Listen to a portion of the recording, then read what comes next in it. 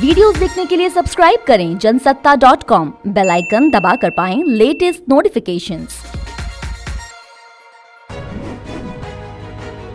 जावेद अहमद के जिस घर को अवैध बताकर तोड़ा गया, अब उसमें आया नया मोड़। हाई कोर्ट पहुंची जावेद पंप की पत्नी परवीन बोली, घर मेरे नाम पर था, जावेद के नाम पर नहीं। 20 साल पहले जावेद की पत्नी परवीन को उनके पिता ने गिफ्ट किया था ये घर। सबसे बड़ा सवाल, जब पानी, बिजली और हाउस टैक्स भी भरते थे, फिर घर अवैध कैसे था?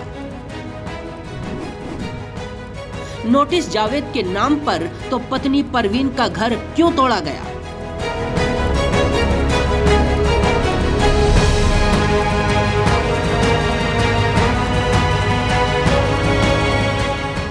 जावेद अहमद उर्फ पंप के घर पर चले बुलडोजर की गूंज अभी तक सुनाई दे रही है। पीडीए ने जावेद के 2 मंजिला मकान को अवैध बताकर महज 4 घंटे के अंदर 3 बुलडोजरों से जमींदोज कर दिया।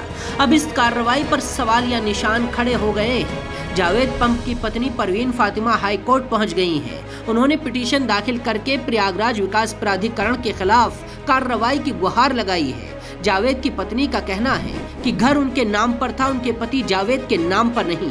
उन्हें ये मकान उनके पिता ने उनकी शादी से पहले गिफ्ट में दिया था, जिसमें जावेद का मालिकाना हक नहीं है। फिर भी उनको नोटिस दिया गया और प्रशासन ने अवैध तरीके से इस मकान को ध्वस्त कर दिया।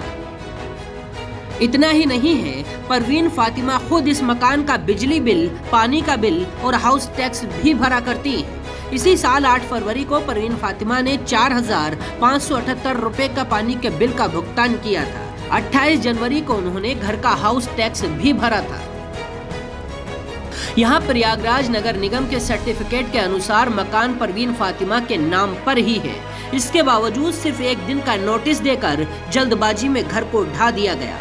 प्रयागराज विकास प्राधिकरण का दावा है कि ये घर अवैध था, लेकिन इस दावे पर जावेद पंप की छोटी बेटी सुमैया ने सवाल उठाए हैं। इंडियन एक्सप्रेस से बात करते हुए जावेद और फातिमा की छोटी बेटी सुमैया फातिमा कहती हैं, पीडीए ने मेरे पिता को नोटिस जारी किया और मेरी मां का घर ढा दिया। वो घर मेरी मां परवीन फातिमा के पिता कलीमुद्दीन सिद्दीकी का था। उन्होंने ये घर 20 साल पहले मेरी मां को तोहफे में दिया था। शुरुआत में हमने ग्राउंड फ्लोर का निर्माण करवाया और बाद में 2 और मंजिल तैयार करवाई थी।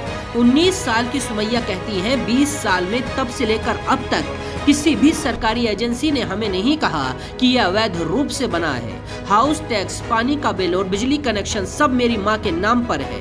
रविवार से पहले किसी भी अधिकारी ने हमें नहीं बताया था कि हमारा घर गैर कानूनी तरीके से बना है।